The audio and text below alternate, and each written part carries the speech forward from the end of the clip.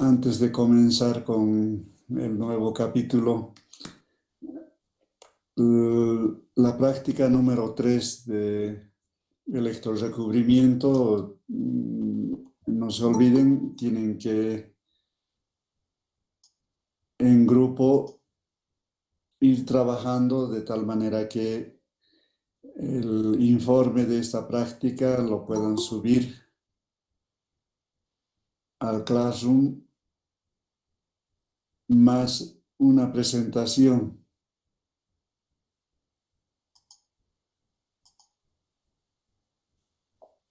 Bueno, como les decía, la presentación no más de 5 láminas, y esa presentación vamos a comenzar a partir del día miércoles. Es decir, que cada grupo va a ir compartiendo con sus compañeros el resumen de lo que ha investigado sobre la electrodeposición del metal que se ha mencionado ya en la lista, ¿no? De todas maneras, se han ido agregando más de sus compañeros y se ha actualizado la lista por si acaso, ¿no? Voy a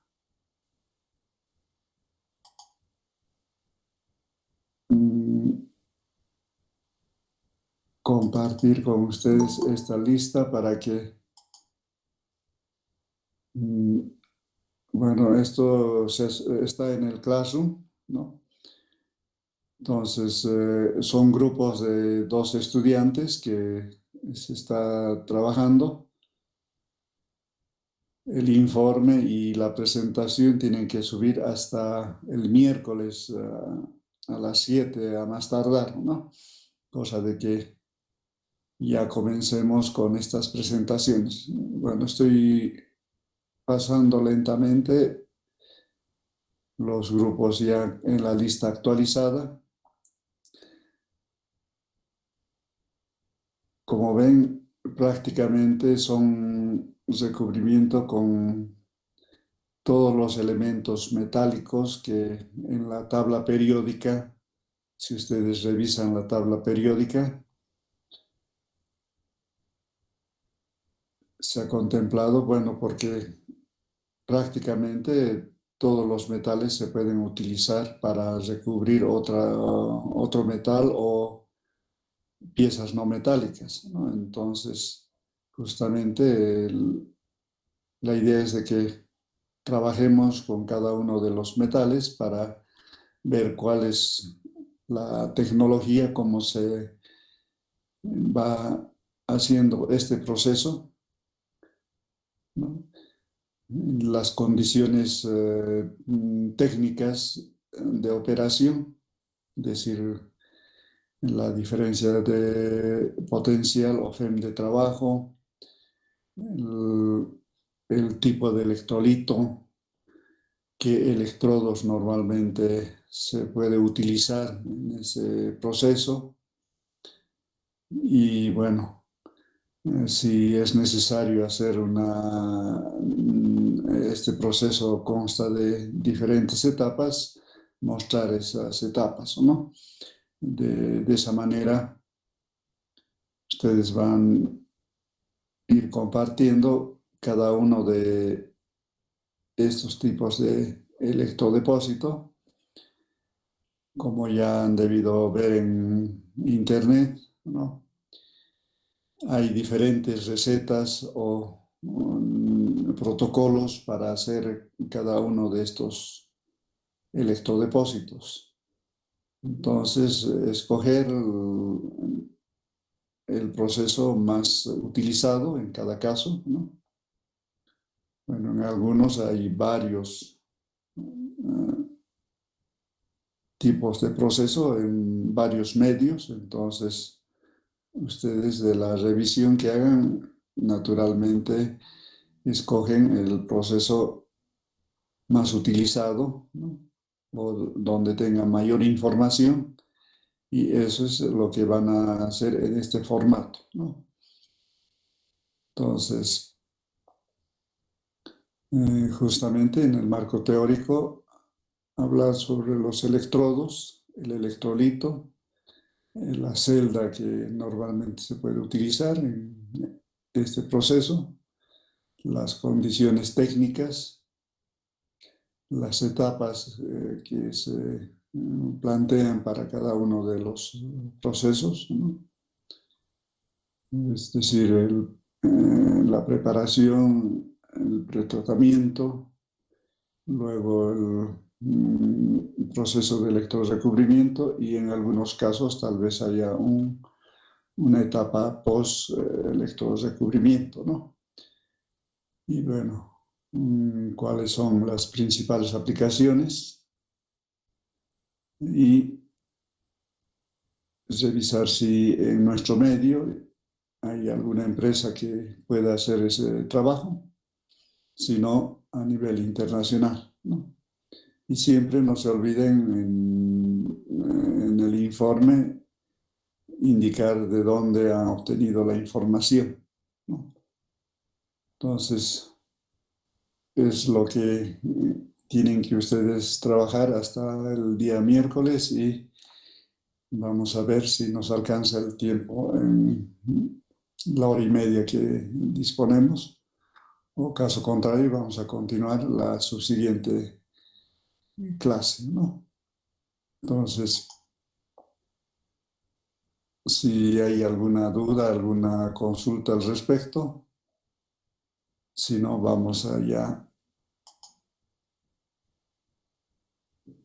comenzar con el capítulo que esto no vamos a explicar hoy.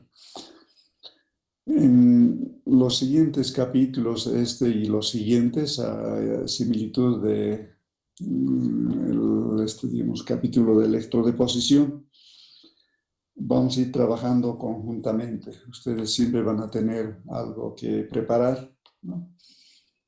De manera que hagamos un trabajo conjunto en la materia, ¿no? De esa manera también se va motivando cada uno de ustedes para revisar e informar sobre cada una de estas actividades de aplicación de la electroquímica. Estamos hablando ahora de corrosión, luego hablaremos de pilas, baterías, ¿no?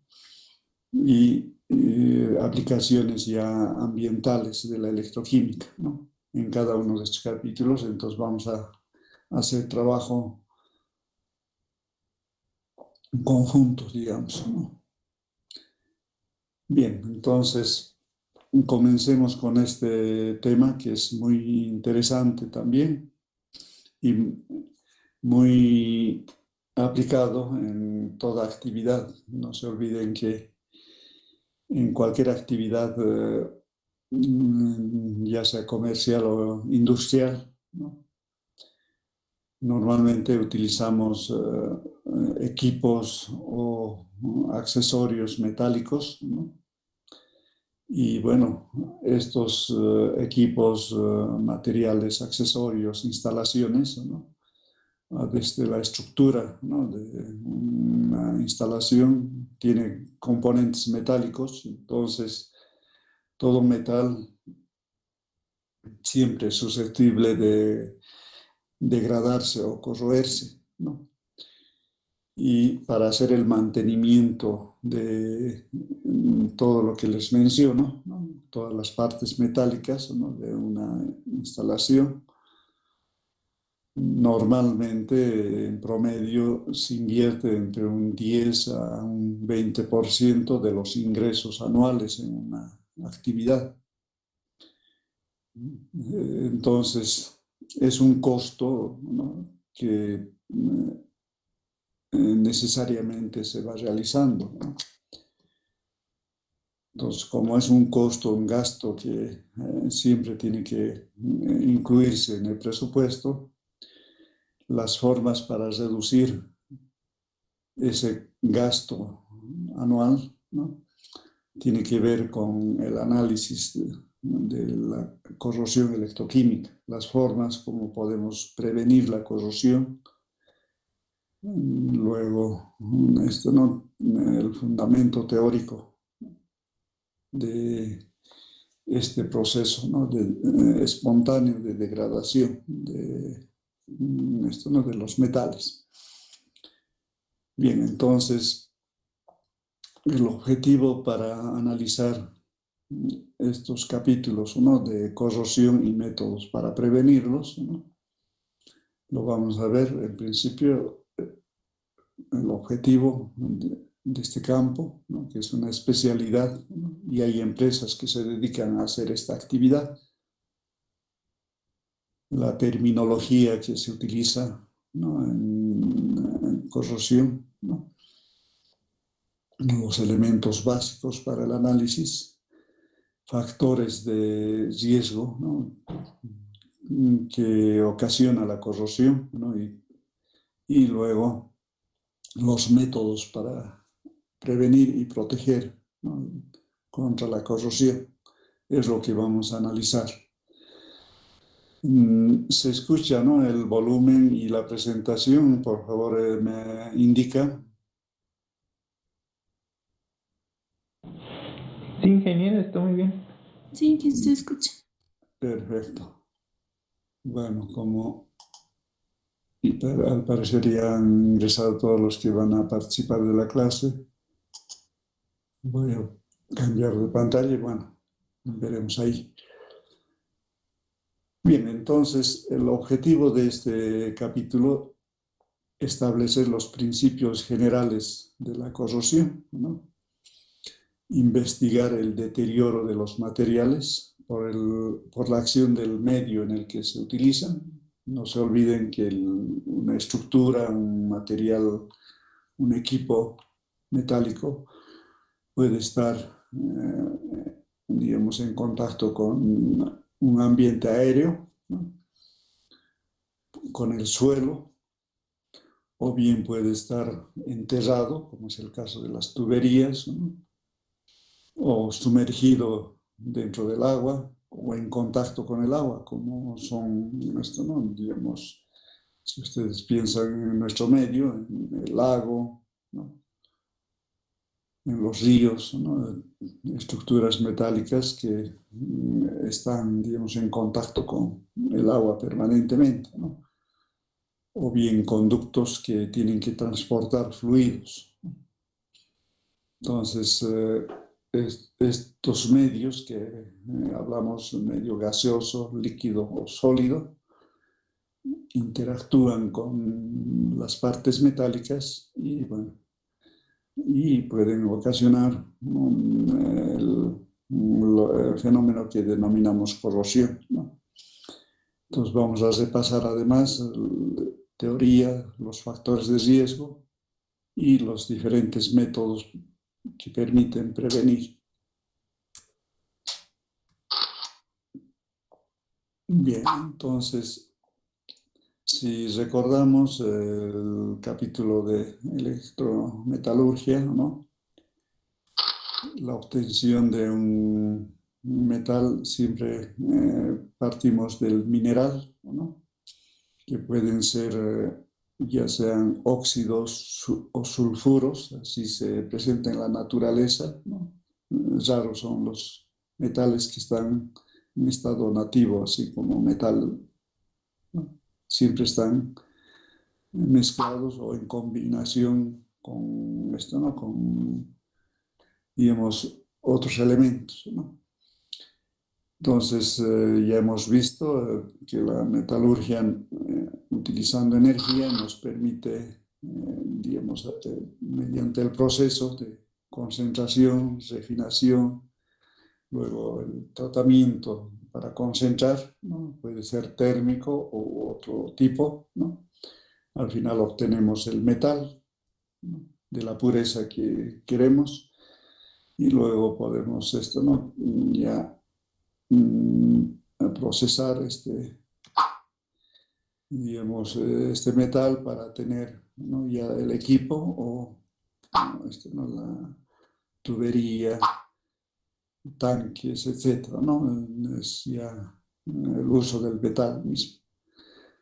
Entonces, lo que hemos visto la parte, digamos, con utilización de la energía eléctrica, es lo que hemos denominado electrometalurgia, ¿no? Ya sea en la refinación, electroobtención o bien cementación. Luego, cuando se tiene estos equipos, ya el uso de estos equipos, lo que ocurre es esto, ¿no? La interacción con el ambiente que rodea al equipo ocasiona su degradación.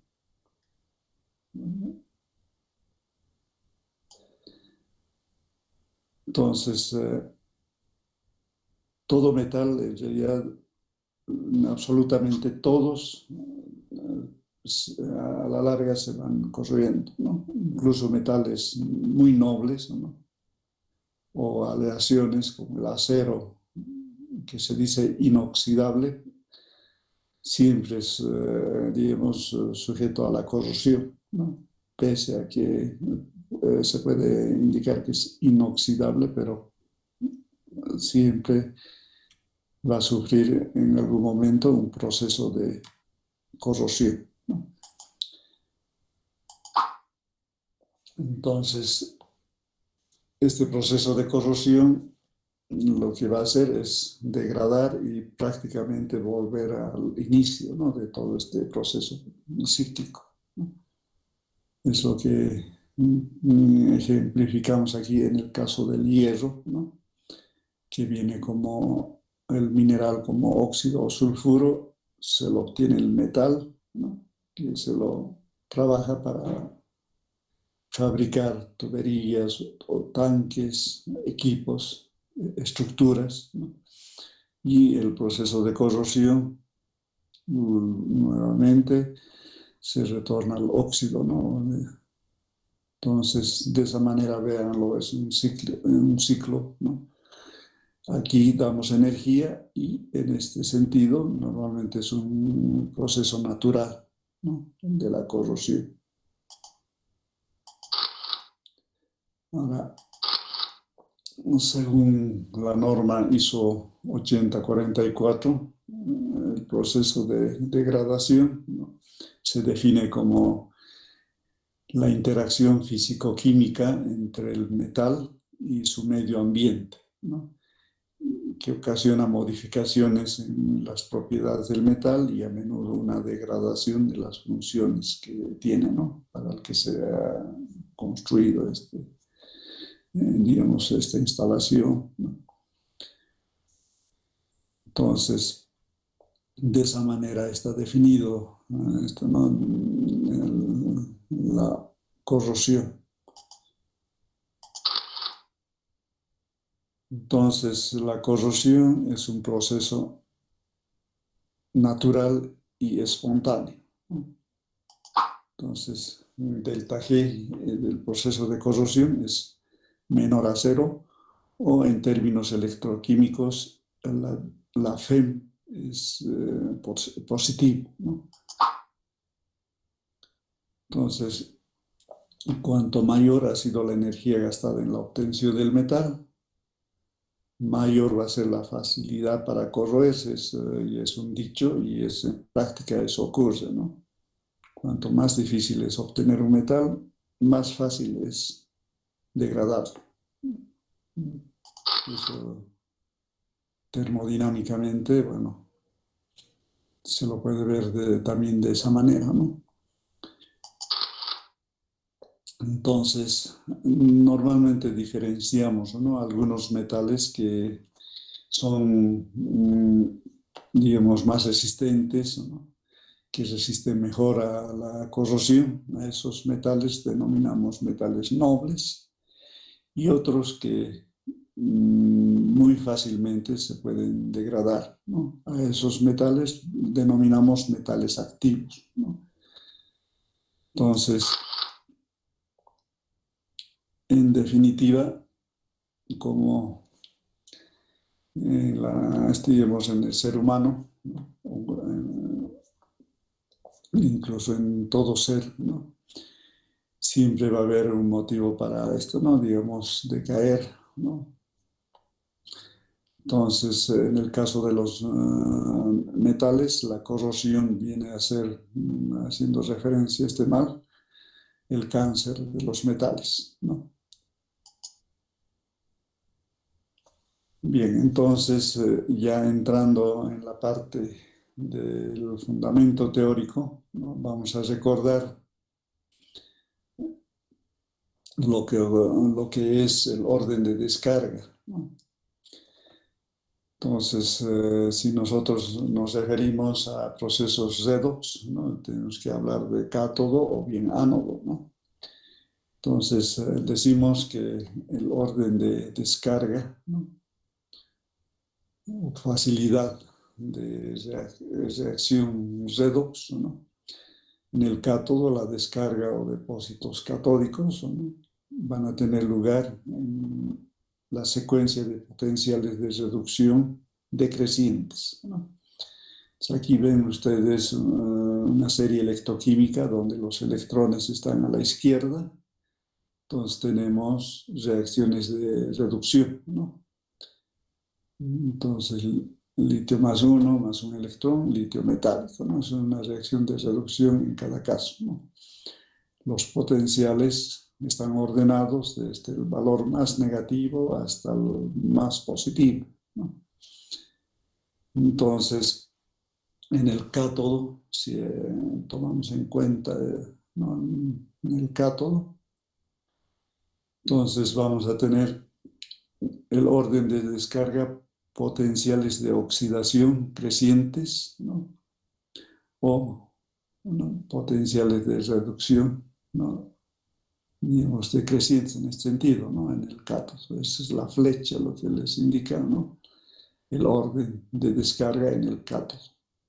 Y en el ánodo es lo inverso, ¿no? La oxidación va a ocurrir en este orden, ¿no? Y eso es importante recordar, ¿no? Porque de esa manera podemos ver, digamos, los metales, ¿no? La facilidad con la que se va a poder descargar, ¿no? O corroer. Bueno, creo que hay alguno de sus compañeros que está queriendo entrar, pero vamos a...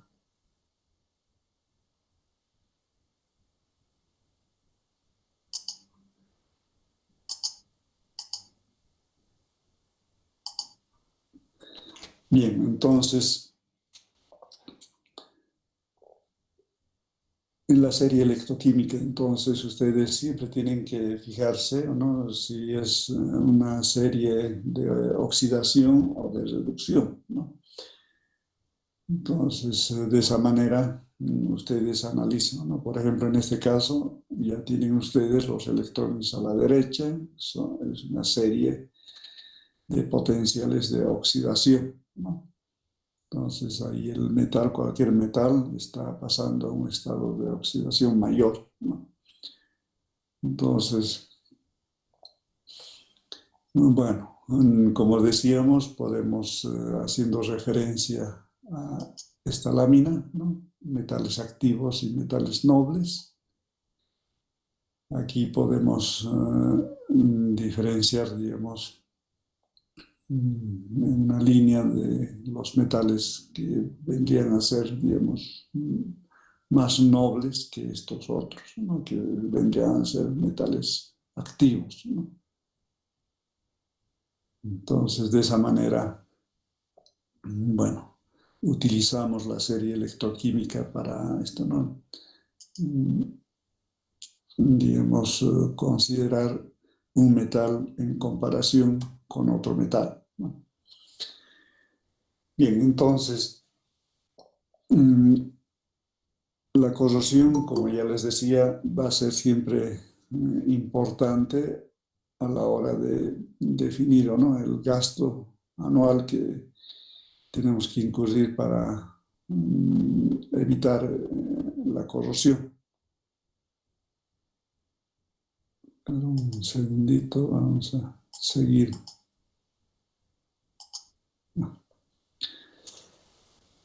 Entonces, los factores, ¿no? que normalmente consideramos factores de seguridad, factor de conservación o factor económico, ¿no? Para ver la importancia de la corrosión. Entonces, si ustedes hablan del factor de seguridad, piensen ustedes en un puente colgante metálico, ¿no? Que sufra, digamos, una fractura, ¿no? Puede ocasionar de que el puente se venga abajo, ¿no? Entonces, eso se debe a fallas debido a corrosión, ¿no? Entonces, que puede ocasionar naturalmente esto, ¿no? Pérdidas de vidas humanas o consecuencias graves, ¿no? Edificios que se pueden venir abajo, ¿no? Y por eso hay que pensar que cualquier metal es siempre susceptible de, digamos, de este fenómeno que es la corrosión, ¿no? Entonces ahí hay un factor de seguridad, ¿no? Una instalación se construye pensando en que esta instalación tiene que mantenerse, digamos, sin fallar, digamos, 20 años, 50 años o 100 años, ¿no? Depende de, digamos, para qué se lo está construyendo. Hablábamos, por ejemplo, de una red de transporte de gas natural, ¿no? Entonces es una inversión muy grande, ¿no? Y que falle o se produzca corrosión, ¿no? Que pueden ocasionar accidentes muy serios, ¿no? Entonces eso tiene que ver con eso de la seguridad, la conservación y la economía, ¿no? Entonces, las fuentes de los metales, ¿no? Reservas de agua, cualquier ¿no? instalación, siempre ustedes piensen de que tiene un tiempo, digamos, que se ha diseñado, ¿no? Para que ¿no? esa instalación pueda, digamos, mantenerse, ¿no? Sin problemas, ¿no? Naturalmente ese tiempo se puede alargar si nosotros introducimos, ¿no? Medidas para prevenir la corrosión.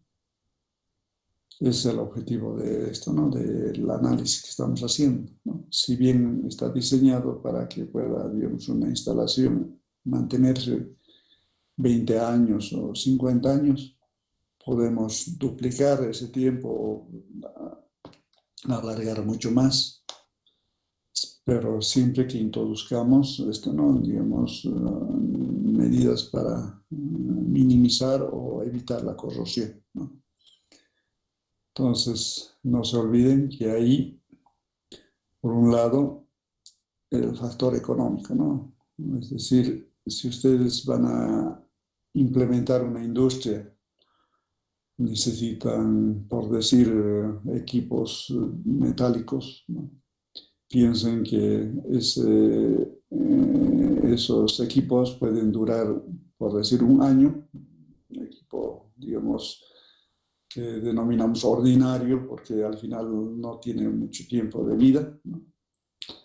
Pero podemos conseguir también una bomba que nos puede durar 20 o 50 años, ¿no? Un material inoxidable, ¿no? Pero el asunto es de que el equipo con material muy durable naturalmente va a no costar mucho más que el otro, ¿no? Entonces la idea es cuánto es el tiempo de vida de nuestro proyecto, ¿no? Si ustedes están haciendo una pequeña industria, ¿no? ¿Cuánto es el tiempo de vida que ustedes le dan al proyecto? Puede ser 5, 10 años o 15 años. Y hay que pensar que la inversión para estos equipos tiene que ser relacionado con el tiempo de vida, ¿no? Entonces, ¿para qué comprar un equipo que va a durar 50 años si su proyecto va a durar 5 años? Entonces ahí uno puede discriminar y seleccionar de acuerdo al tiempo de vida, ¿no? O tal vez, como se hace en la minería, ¿no? Se compra bombas, digamos, ordinarias que cuestan muy poco y saben que eso se va, digamos, deteriorar rápido, pero bueno, a veces es conveniente ir reponiendo, cambiando, ¿no? Periódicamente, y si ustedes hacen la sumatoria, tal vez resulta más económico que comprar un equipo inox muy costoso, ¿no? Entonces, el tiempo de vida es muy importante y eso está relacionado siempre con esto, ¿no? El factor económico, ¿no? Entonces, si hablamos de costos, ¿no? En relación a la corrosión, podemos hablar de costos directos y costos indirectos, ¿no? Los costos directos relacionados con la corrosión tienen que ver con el reemplazo o reparación de estructuras, maquinarias o componentes corroídos, ¿no? Tuberías, piezas de bomba, fondos de tanque, etc., ¿no? El reemplazo o reparación es un costo directo. Empleo de medidas de prevención, ¿no? Es decir, el pintar para evitar la corrosión, y recubrir, ¿no? O bien utilizar aleaciones especiales que impidan el deterioro, ¿no? De la estructura o del tanque, ¿no? Utilizar aditivos o inhibidores, ¿no? Todo lo que puede ser comprar para evitar la prevención o la corrosión, ustedes lo pueden directamente poner como costo directo. Ahí también entra la capacitación de personal en temas de corrosión. El personal que está relacionado con el trabajo con los equipos tiene que saber temas relativos a la degradación de los equipos para que, bueno, conciencia de eso puedan ¿no? trabajar, ¿no? Tratando de evitar, ¿no? Problemas de corrosión, ¿no? También es costo directo, ¿no? El pago a especialistas para hacer diagnóstico, ¿no? Yacimientos, por ejemplo, en la red de gasoductos, ¿no? Anualmente, por norma, tiene que contratar una empresa que haga, ¿no? Una auditoría, evaluación, cómo están funcionando los sistemas de protección, que no pueden dejar de funcionar. Entonces, alguien tiene que ver que se está, digamos, están operando y está funcionando adecuadamente estos sistemas para evitar la corrosión. Todos esos gastos, ¿no? Ustedes lo pueden colocar como costo directo, ¿no? Es lo que hablábamos de que hay entre un 10 y un 20% que tiene que invertirse para esto, ¿no? Que no haya corrosión, ¿no? Ahora, los costos indirectos, ¿no? Relacionados a la corrosión son ya actividades o costos que no están previstos directamente. Paralización de actividades productivas para efectuar reparaciones imprevistas, ¿no? Eso entra ahí como costo indirecto. Luego, pérdida de productos y explosiones provocadas por fugas, ¿no? Entonces, cualquier eventualidad lo podemos colocar como costos indirectos, ¿no? Pérdidas de eficiencia, ¿no? En el caso de transferencia de calor, ¿no? La oxidación de la parte interna o la parte de, digamos, que está muy en contacto con, digamos, el fuego, en el caso de calderos, por ejemplo, ¿no? Entonces eso es un costo indirecto, ¿no? También en muchos casos se sobredimensiona los equipos, ¿no? Es lo que les decía, ¿no? Si ustedes tienen un proyecto que va a durar 5 años, pues puede ser que en el criterio inicial ustedes decidan, ¿no?, comprar un equipo que pueda durar tal vez, digamos, mayor tiempo, 10 años, digamos, ¿no?, con la finalidad de que no tengan problemas durante la vigencia del proyecto, ¿no? Entonces está sobredimensionando, hay un costo adicional, ¿no?, porque no saben si realmente eso va a prevenir o no, digamos, al final se van a quedar con un equipo que sigue funcionando y, bueno, entonces es un costo indirecto, ¿no? Entonces, estos montos son difíciles a veces de cuantificar, ¿no? Pero bueno, hay que tener en consideración de que se pueden presentar, ¿no? Esto en imprevistos, entonces pueden estar considerados estos costos, ¿no? Bien, entonces, como se va viendo, hay, digamos, muchas consideraciones que debe tomarse en cuenta a la hora de ver este tema de la corrosión, ¿no? O sea, ya como resumen, algunas consideraciones generales, ¿no? Lo primero que ustedes tienen que pensar es de que todos los metales, absolutamente todos, ¿no?, pueden ser usados siempre que su velocidad de deterioro sea aceptablemente baja, ¿no? Es decir, de toda la lista en la tabla periódica ustedes ven metales, ¿no?, todos podrían ser utilizados. Bueno, cada uno tiene una mayor o menor facilidad de deteriorarse, ¿no? Entonces, en función del tiempo de vida de un proyecto, podemos utilizarlo, ¿no? Y bueno, ahí es necesario evaluar siempre, poner en balanza el tema de esto, ¿no? Si conviene en función de esto, ¿no?, del tiempo de vida, ¿no? La posibilidad de reemplazar es lo que les comentaba. Puede ser interesante evaluar eso, ¿no? Una bomba de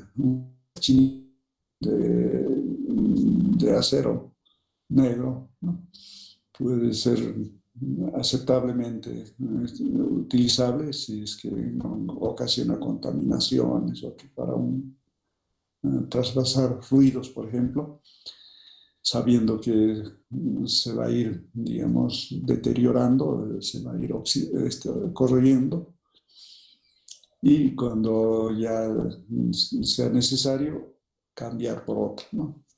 O bien definir ya utilizar un metal mucho más resistente, pero mucho más costoso, y evitarse problemas de reemplazo, ¿no? Otro detalle, la termodinámica puede servir como orientación, ¿no? Ya hemos visto, ¿no?, diagramas de Purbakes o diagramas de Evans, ¿no? Hay diferentes herramientas termodinámicas. Sabiendo de que un metal va a trabajar en un determinado medio, podemos, viendo termodinámica, podemos ver si ese metal es estable en el medio que va a trabajar, ¿no? Pero al final, si es inestable, no les dice tampoco en qué tiempo esa pieza, por ejemplo, se puede perforar o se va a deteriorar, ¿no? Entonces, el estudio cinético en corrosión es más relevante que el estudio termodinámico. Entonces, hay que considerar esos dos aspectos siempre, cinética, termodinámica, ¿no? La cinética, bueno, nos va a decir la velocidad de deterioro y, bueno, en función de eso tomar decisión, ¿no? Entonces, en corrosión estudiamos la velocidad con que se deterioran los metales y la forma de control de dicha velocidad. ¿no? Es tal vez el objetivo, ¿no?, principal del estudio de la corrosión. Entonces, para estudiar la corrosión de un metal necesitamos conocer la estructura de ese metal, ¿no?, su composición química, el medio corrosivo en el que va a trabajar, conocimiento electroquímico de las fases que han de seguir los átomos en su paso de la estructura metálica al medio corrosivo, es decir, el mecanismo, ¿no?, de la corrosión, ¿no?, en el medio en el que va a trabajar. Entonces, de esa manera vamos a enfrentar, digamos, este problema.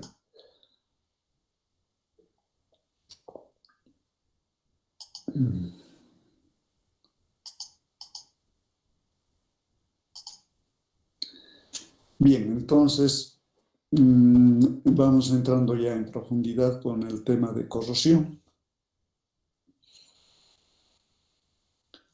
Entonces, los procesos de corrosión podemos clasificar de acuerdo a diferentes criterios, ¿no? Como siempre, ¿no? Si tomamos según el medio, ¿no?, podemos clasificar la corrosión como corrosión química o como corrosión electroquímica, ¿no? Es lo que aquí les indico, ¿no?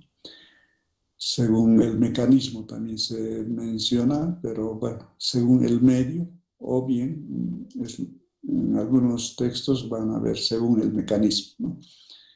Entonces, hablamos de, digamos, corrosión química y corrosión electroquímica, ¿no? Si está en medio húmedo, ¿no?, normalmente es corrosión electroquímica, y si no hay humedad, ¿no?, es corrosión química directamente, ¿no?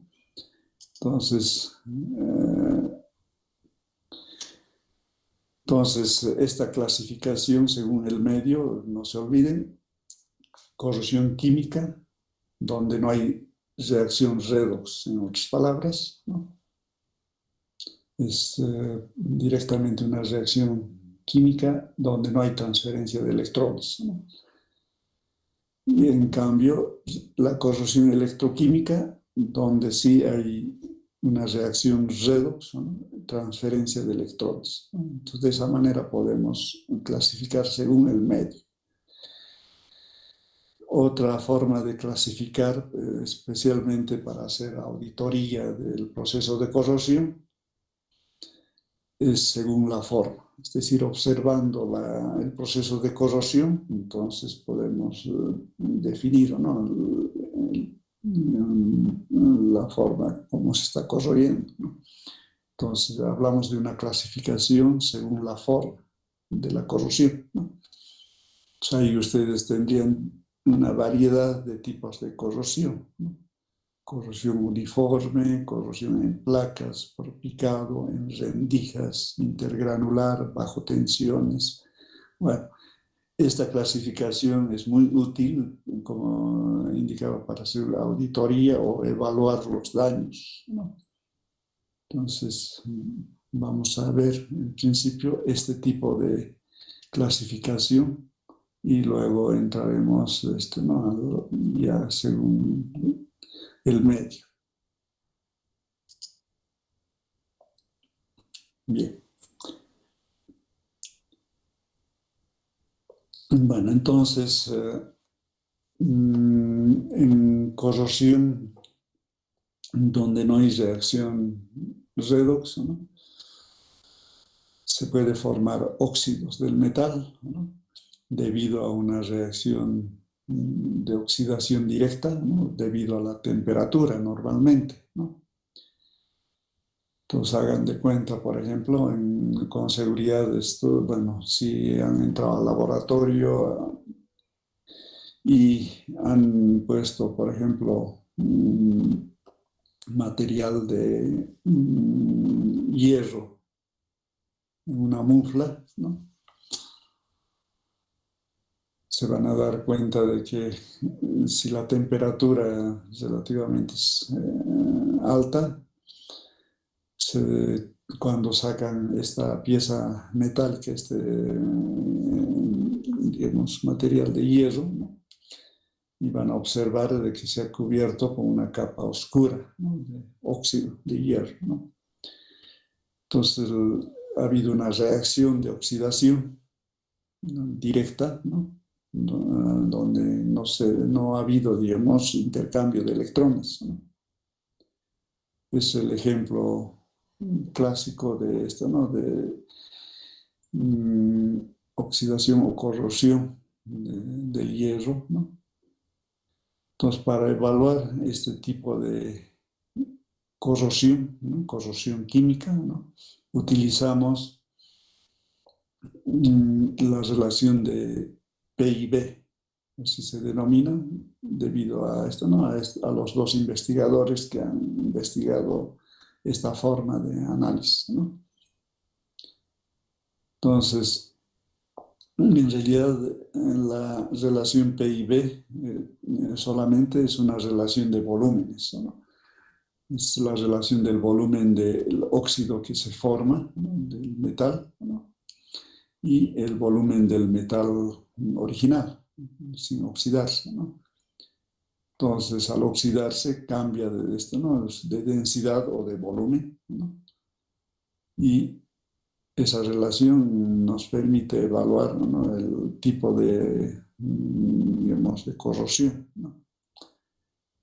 Entonces, la relación de P/B y Bedworth, ¿no?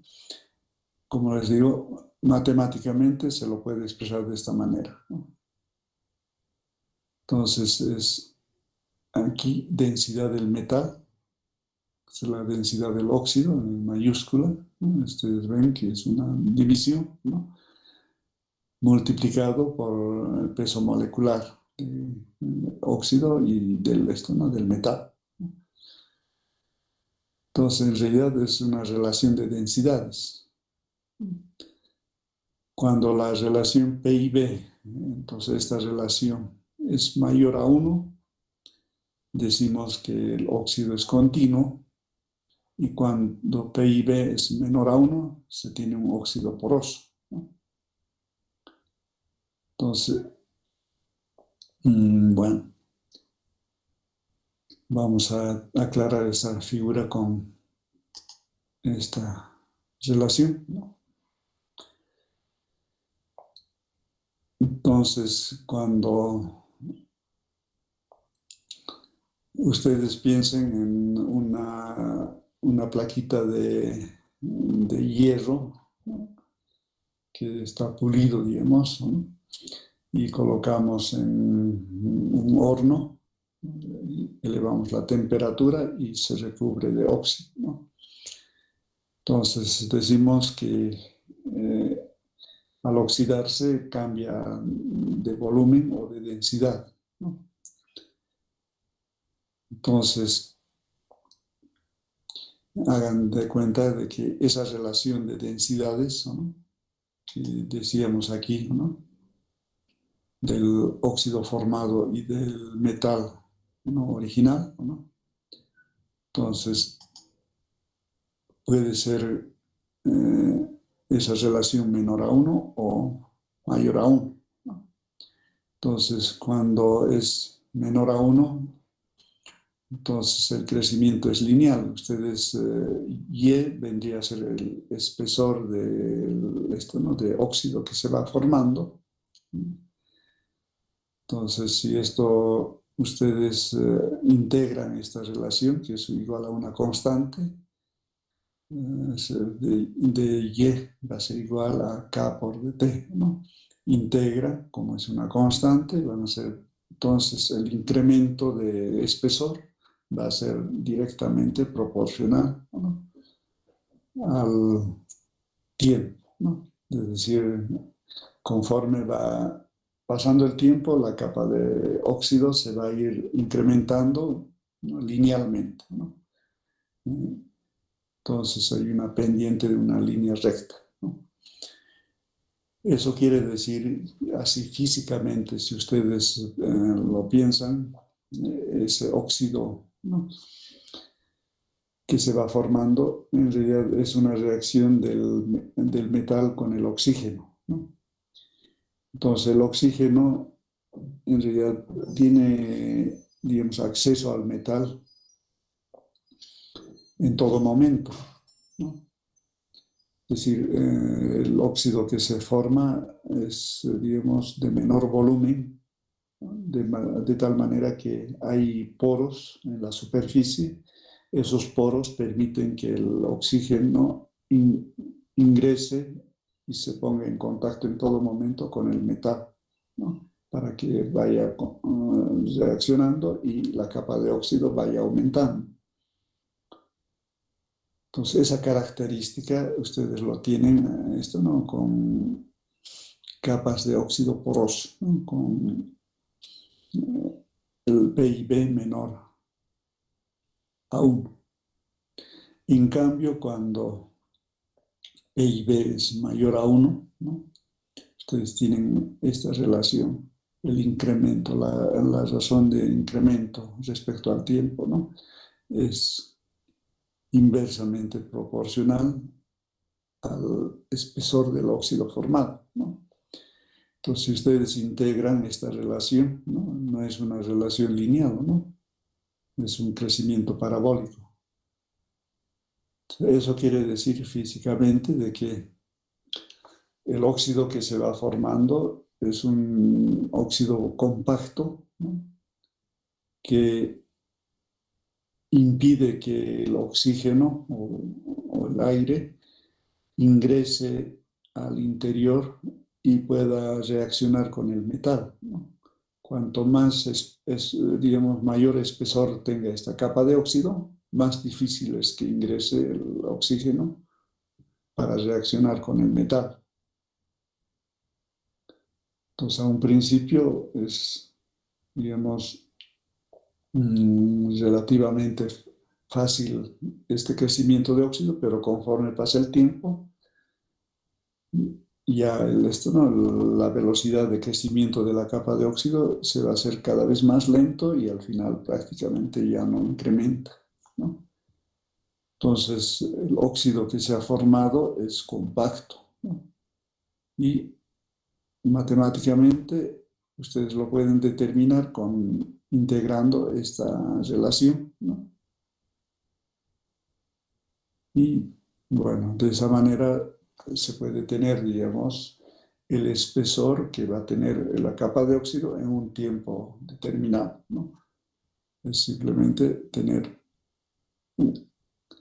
digamos, las constantes y, bueno, con eso se puede matemáticamente determinar, ¿no?, en qué tiempo una chapa, por ejemplo, se va, digamos, a oxidar completamente.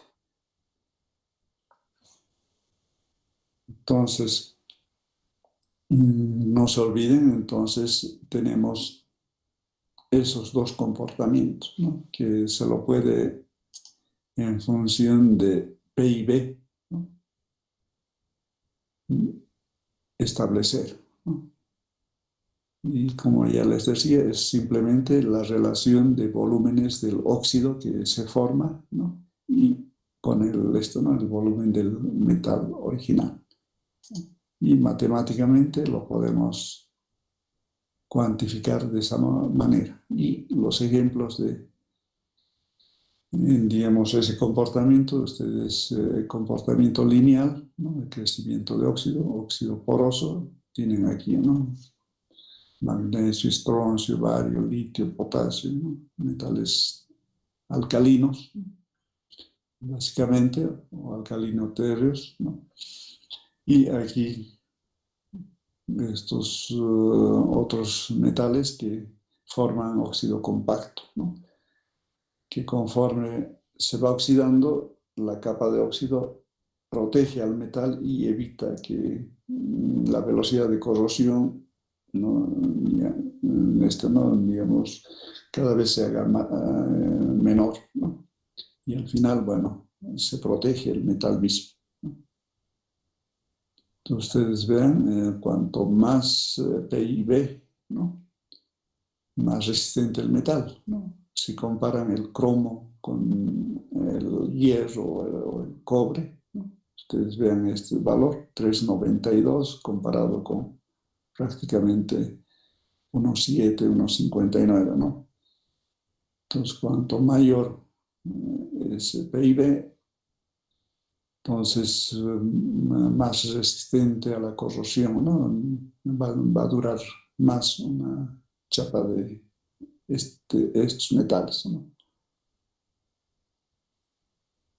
Bien, entonces, esto en relación a esto, ¿no? A la forma como determinamos esto, ¿no? El espesor, ya sea lineal o bien parabólico, ¿no?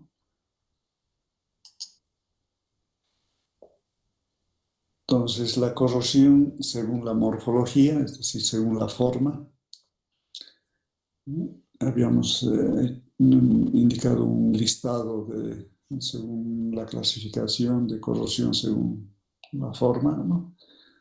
Varios, entonces vamos viendo estos tipos de corrosión, ¿no? Hablamos de corrosión uniforme o homogénea, ¿no? El ejemplo ahí está, una chapa de metal, ¿no? La capa de óxido, ¿no? Entonces, si evaluamos en función del tiempo el incremento de esta capa de óxido, entonces, digamos, va a ir en toda la superficie, digamos, uniformemente va a ir incrementando, ¿no? El espesor, ¿no? Es la característica de esta forma de corrosión, ¿no? Es la forma más benigna de corrosión, diríamos, ¿no? Ocurre en todos los metales, pero bueno, es la forma más benigna. En cambio, hablamos de corrosión localizada cuando partes de la superficie se van, digamos, corroyendo, ¿no? Entonces,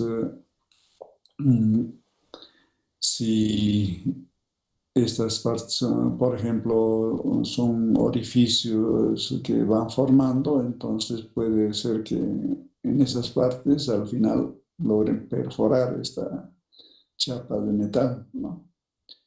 Entonces ahí sería, digamos, cuanto más localizada y ahí se vaya profundizando, es más peligrosa, ¿no? Pueden ocasionar fugas o esto, ¿no? Accidentes, ¿no? Entonces, ahora, este tipo de corrosión localizada tiene diferentes variantes, ¿no? Puede ser, por ejemplo, corrosión por picaduras, ¿no? Entonces, ahí la corrosión se localiza en puntos aislados, ¿no? Y se va propagando hacia el interior, ¿no? Puede ser como túneles microscópicos que al final, ¿no? Van avanzando y puede atravesar y ahí ya no se perfora. Está, digamos, el material, el equipo, la tubería, ¿no? También podemos tener corrosión intergranular. Esto es cuando se forma, digamos, un metal con aleación que no es uniforme. Hemos hecho una correcta mezcla de los componentes, ¿no? Y tenemos diferentes fases, ¿no? Ustedes vean aquí, digamos, cada zona es una fase diferente, entonces en la interfaz de estas zonas, ¿no? Diferentes, puede producirse la corrosión, ¿no? Como se ve, y al final va avanzando y lo mismo que en el caso anterior puede perforar, ¿no? Entonces esto es debido a heterogeneidades en el material, ¿no? Y eso debido al proceso de producción, por ejemplo, de una aleación, ¿no? Es la característica de la corrosión intergranular, ¿no? Entonces aquí son fases o zonas, ¿no? Diferentes y Ahí es en la interfaz donde se va produciendo la corrosión, ¿no? Luego tenemos corrosión bajo tensión, es decir, materiales que están sujetos a tensiones, ya sea de compresión o de esto, ¿no? En caso contrario, la tensión, ¿no? Tensión o compresión. Piensen ustedes en un puente metálico, un puente tienen cables, ¿no? Entonces el peso de la estructura esto, ¿no? Somete a altas tensiones el material metálico, ¿no? Esas tensiones pueden catalizar, digamos, este tipo de corrosión, ¿no? Entonces, aquí entonces el medio y la tensión es lo que ocasiona, digamos, normalmente este tipo de problemas, ¿no? De la necesidad de ir periódicamente controlando. En el teleférico, por los cables, ¿no? Que son de acero, ¿no? Periódicamente se tiene que hacer inspección de estos cables justamente para evaluar si hay algo de este problema, que están sometidos a altas tensiones mecánicas, ¿no? Entonces, los cables que ya tienen problema tienen que ser reemplazados para evitar desastres, ¿no? Entonces, piensen en esa situación, ¿no? También, ¿no? Bueno, contenedores, por ejemplo, hablemos de por ejemplo, los tanques para almacenar gases, ¿no? Los gases normalmente en estas garrafas ¿no? Bombonas o recipientes para contener gases, ¿no? Especiales, ¿no? Se someten a altas presiones, ¿no? Porque, bueno, eso para tener la mayor cantidad de masa almacenado, ¿no? Entonces hablamos de 3.000, 6.000, 10.000 PSI de presión, ¿no?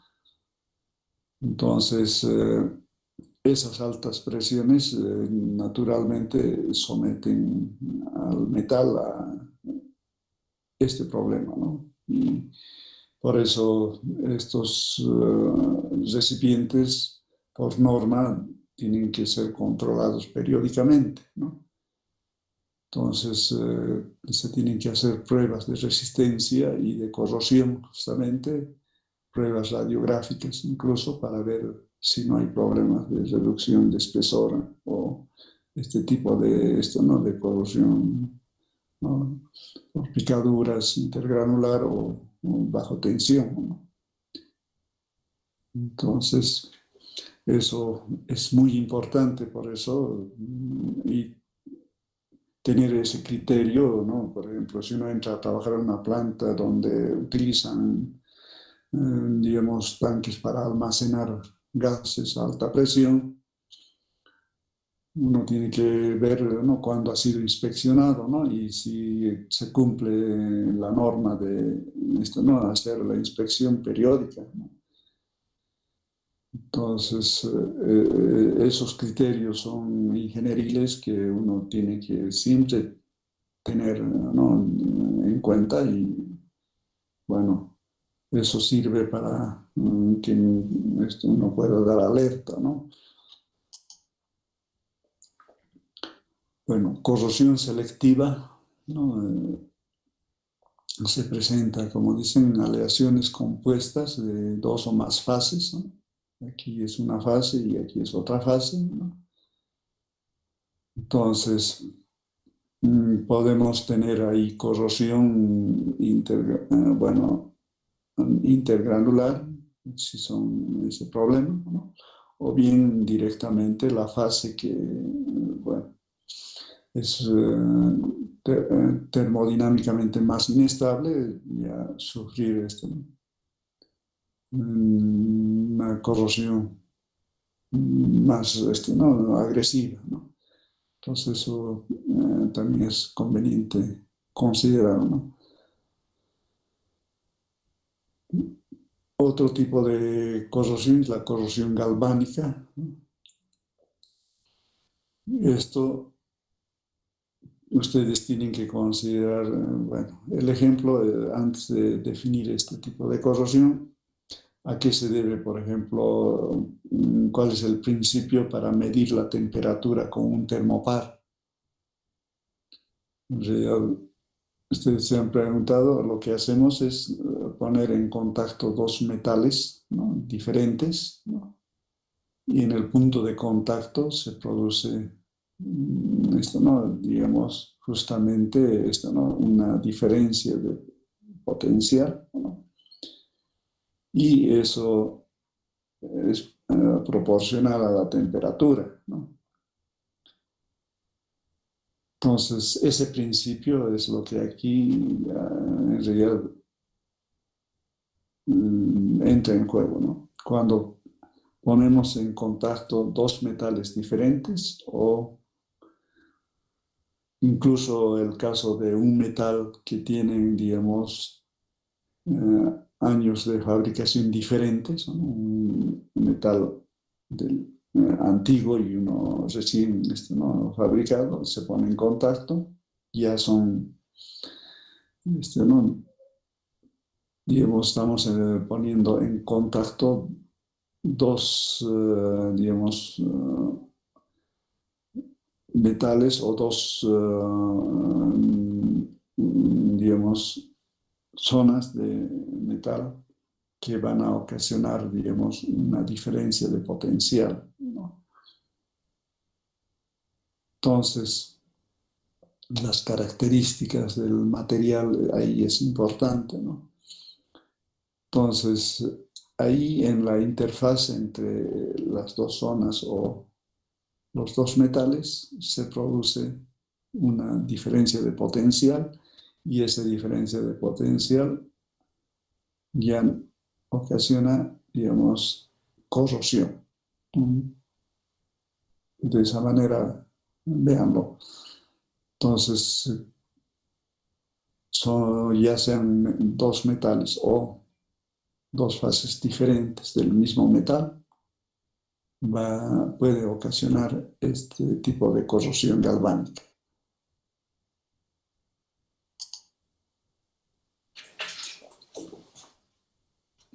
Bueno, no sé si tienen alguna consulta, alguna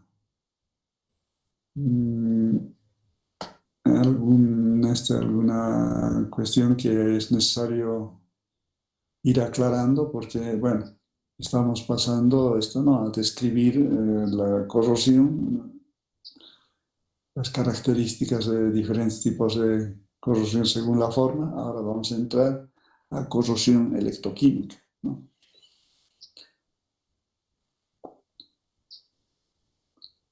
Bueno, corrosión electroquímica, entonces, definimos a la corrosión que implica un transporte simultáneo de electricidad a través de un electrolito, ¿no? Es una especie de pila que se forma, ¿no?, y donde ustedes van a tener siempre esto, ¿no?, dos zonas o dos electrodos, ¿no?, y el medio por donde fluye, digamos, los iones, sería el electrolito, ¿no? Y también va a haber esto, ¿no?, transporte de electrones, ¿no? Es una pila en realidad lo que se forma ahí, ¿no? Entonces, ese tipo de corrosión es corrosión electroquímica, ¿no? Entonces, bueno, para analizar la corrosión electroquímica, normalmente utilizamos terminología específica, ¿no? Por ejemplo, electrodo de referencia, ¿no? Cuando hablamos de corrosión, nos estamos refiriendo a un electrodo de potencial definido, constante, ¿no?, a una determinada temperatura, ¿no? Y el electrodo de referencia común para evaluar corrosión es de metal-ion metálico, ¿no? es el electrodo que normalmente se utiliza. Por ejemplo, cobre, solución de ion cobre, ¿no? Puede ser sulfato de cobre, por ejemplo. Es el electrodo muy utilizado, ¿no? Ese electrodo se utiliza como electrodo de referencia. Entonces, para definir entonces si esto, ¿no?, el potencial de una estructura, ¿no?, lo hacemos en relación a un electrodo de referencia, ¿no? Entonces ahí es el siguiente concepto, ¿no? Potencial de una estructura, ¿no? Es justamente el potencial de una zona, ¿no?, de un punto en una estructura metálica en relación al potencial de un electrodo de referencia. Nosotros no, es imposible medir el potencial, ¿no?, digamos, absoluto. Entonces utilizamos ¿no?, normalmente una referencia y ahí entra el electrodo de referencia y medimos la diferencia de potencial, o la FEM, una diferencia de potencial respecto al electrodo de referencia. Entonces, si conocemos el potencial del electrodo de referencia, podemos despejar el potencial de la estructura. De esa manera no se trabaja, ¿no? Entonces, bueno. Por otro lado, hablamos de potencial de polarización. Este concepto ya hemos indicado, ¿no?, de que en toda celda, ¿no?, debido a, digamos, a que aplicamos una diferencia de potencial, se forma un campo, ¿no?, eléctrico entre ánodo y cátodo, y los iones, ¿no?, van migrando, ¿no? Cerca de los electrodos se forma una capa, ¿no?, una zona, eso recuerden el primer capítulo, ¿no? Se forma una capa o una zona donde ¿no?, tenemos, digamos, iones de signo contrario, ¿no? Si el potencial es el ánodo, es el polo positivo, vamos a tener iones, ¿no?, negativos que están muy cerca del electrodo. Entonces, esa resistencia, ¿no?, que presenta el flujo digamos, de corriente es una polarización, ¿no?, en la superficie, ¿no? Entonces, no olvidemos esos conceptos. La resistividad del electrolito, todo electrolito es un conductor, ¿no?, de segunda clase, el electrolito, ¿no?, si es solución, ¿no?, si es metálico, es ¿no?, una resistencia ómica, ¿no? Entonces, la resistencia que ofrece al paso de la corriente, ¿no?, relacionamos con la resistividad, ¿no?, la ley de Ohm, ¿no? Puesto de drenaje, entonces es las zonas donde, ¿no?, va a fluir la corriente, ¿no? Entonces, bueno, estos términos se utilizan con mucha frecuencia en corrosión, ¿no? Ahora, las causas que ocasionan corrosión, ¿no?, destrucción del equilibrio por reacción con el medio, es decir, cuando ya ¿no?, se forma, digamos, una pila, en el momento en que se rompe el equilibrio ya fluye energía eléctrica, ¿no? Entonces, al fluir energía, naturalmente se está produciendo reacción de oxidación y reducción, ¿no? Entonces se está, digamos, produciendo corrosión activa. Bueno, después hablamos de heterogeneidad del material. Esto ya en la clasificación han visto de que ocasiona una serie de problemas, ¿no? Pero aparte del material, ¿no?, del metal, también podemos tener heterogeneidad del electrolito, ¿no? Es decir, del medio en contacto con el metal, ¿no? Hablamos, el medio va a ser el electrolito, en nuestro caso, que puede ser, digamos, contacto con el medio en el aire, ¿no? Y ahí el aire no siempre es uniforme, ¿no? Si ustedes, por ejemplo, ven una esquina, ¿no?, un lado de esa esquina normalmente puede estar, digamos, con una velocidad de aire diferente a la otra cara, ¿no?, de la esquina. Entonces, tenemos ahí una diferencia de concentración de aire, ¿no?, y esto va a provocar con seguridad problemas en el material, ¿no?, debido a la aireación diferencial, ¿no? O bien, si hablamos de una estructura enterrada, una tubería, entonces el medio, es decir, el suelo en este caso, no es uniforme en todo el trayecto. Entonces el suelo tiene variaciones de composición, entonces esa diferencia de concentraciones o composición ocasiona problemas de corrosión. Entonces, aparte de que el metal, en este caso, que puede actuar como ánodo o cátodo, ¿no?, que puede ser, digamos, heterogéneo en diferentes circunstancias, también el electrolito puede tener variaciones en concentración, ¿no?, en composición. Eso tengan en cuenta, ¿no? Por otro lado, si es especialmente en medio húmedo, ¿no?, puede haber bacterias, microorganismos, ¿no? Seguramente han escuchado hablar de bacterias sulfurreductoras, no sé, ¿no?, oxidantes, ¿no?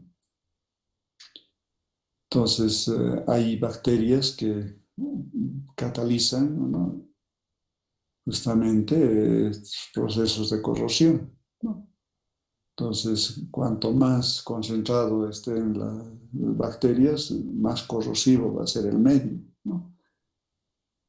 Entonces, ahí tenemos ya, debido a la presencia de microorganismos, ¿no?, estas reacciones normalmente son también redox, ¿no?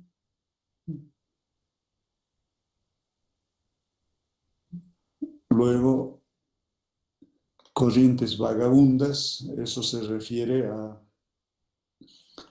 que, digamos, procesos electromagnéticos ocasionan flujo de corriente, ¿no? Es decir, el ejemplo es conductores de alta tensión, por ejemplo. Ustedes piensen en varios lugares de la ciudad, del Alto y la ciudad, ¿no? Hay lugares por donde están, digamos, los cables de alta tensión, están, ¿no?, digamos, ahí instaladas, ¿no?, en torno a esos conductores de alta tensión. Se originan, ¿no?, digamos, corrientes electromagnéticas. Es decir, el flujo de energía de alta tensión ocasiona campos magnéticos y esos campos magnéticos, campos eléctricos, ¿no? De ahí que en esas, digamos, debajo de esos conductores de alta tensión, si hay, por ejemplo, techos, ¿no?, metálicos, ¿no?, de calamina, por ejemplo, si ustedes observan, esas calaminas comparan con zonas más alejadas, ¿no? Con seguridad esas calaminas están más oxidadas que las del entorno, ¿no? Digamos, más alejados. Entonces, las corrientes electromagnéticas están promoviendo este tipo de corrosión, ¿no? Entonces, es necesario también considerar todos esos detalles para analizar, ¿no? Entonces, la corrosión electroquímica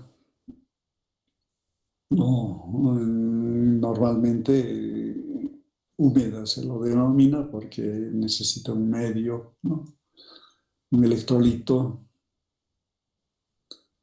y siempre hablamos de que los iones fluyen a través de un solvente, ¿no? Entonces, por eso hablamos de, digamos, corrosión electroquímica o húmeda, ¿no? Pero también en medio aéreo se puede presentar, no se olviden. Se debe a la actuación de pilas electroquímicas, los cuales generan sobre la superficie de los metales, ¿no? Zonas anódicas y zonas catódicas, ¿no? Para que haya una pila siempre tiene que haber ánodo y cátodo. Entonces hablamos aquí de zonas anódicas y zonas catódicas, ¿no? En la zona anódica se da la oxidación o disolución del metal o corrosión del metal, ¿no? Entonces, ustedes aquí en este ejemplo tienen una placa, una chapa metálica, ¿no? Y por cualquier circunstancia aquí tienen zonas, ¿no? Anódicas, ¿no? Y naturalmente también tiene que haber zonas catódicas. Entonces, son en las zonas anódicas donde se van, digamos, oxidando el metal, ¿no? O bien se van disolviendo, ¿no? Y ahí es donde se produce corrosión, ¿no?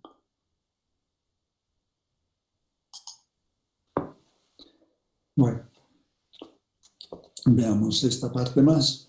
Entonces, el mecanismo de la corrosión electroquímica, bueno, en principio, bueno, las condiciones, ¿no? Debe existir una diferencia de potencial. Es decir, entre ánodo y cátodo hay una diferencia de potencial, ¿no? Y eso provoca un campo eléctrico, ¿no? Y ese campo eléctrico va orientando los iones, ¿no? Así lo entendemos una pila, ¿no? Entonces, debe haber ese primer elemento, una diferencia de potencial, ¿no? Segundo elemento, debe existir un medio electrolítico, ¿no? Entonces, este medio electrolítico puede ser un medio agresivo, ¿no? Que ataca al ánodo. Y por otro lado, ¿no? Cierra el circuito, ¿no? Para que haya una pila, tiene que cerrarse un circuito, ¿no? Eléctrico, ¿no? Entonces, el electrolito tiene ese fin, ¿no? De poner en contacto la zona anódica con la zona catódica, ¿no? Bueno. Luego, debe existir un agente oxidante, ¿no? En el medio electrolito tiene que haber esto, ¿no? Digamos, iones que provoquen justamente la oxidación, ¿no? Entonces, o bien consumidor de electrones, ¿no? Disuelto en el medio agresivo, ¿no? Es una condición para que se produzca corrosión. Y debe existir conexión eléctrica, debe cerrarse el circuito. Entonces, por un lado, esas son, digamos, las condiciones para que haya corrosión, pero por otro lado, ustedes piensen que necesariamente al cerrarse el circuito, una forma de prevenir la corrosión también es digamos, cortar ese ciclo, ¿no? Digamos, tiene que cerrarse el circuito, decimos, pero si nosotros cortamos el flujo de electrones o bien en el electrolito evitamos el flujo de iones, podemos actuar, ¿no?, sobre el mecanismo de corrosión para que evite la corrosión, ¿no?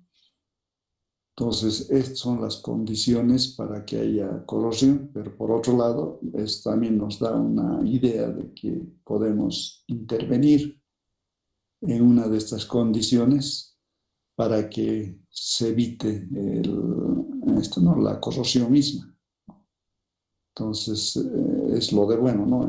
Si nosotros entendemos cuál es el mecanismo, podemos intervenir en una de las etapas de ese mecanismo y de esa manera evitar, ¿no?, que continúe la corrosión, ¿no?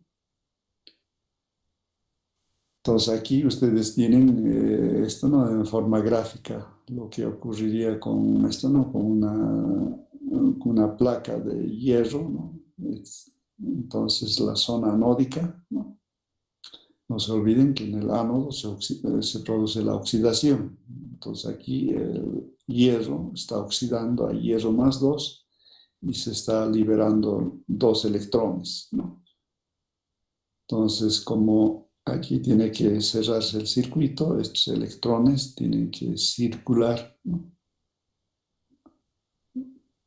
De esa manera lo tienen que entender, ¿no?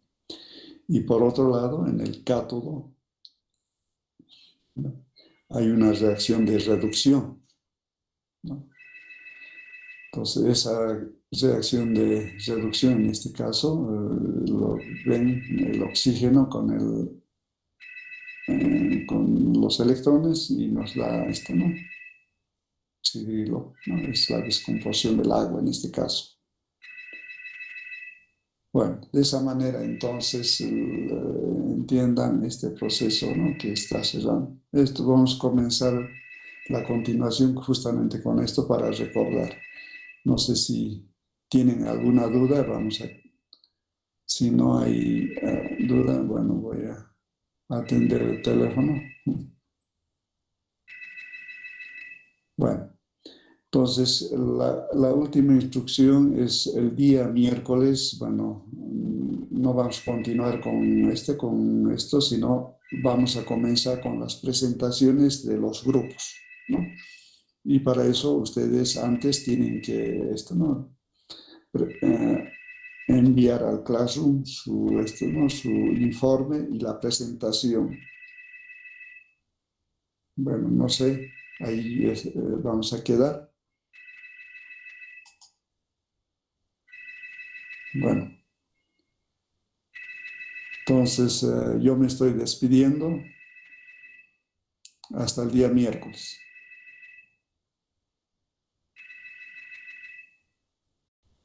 Hasta luego.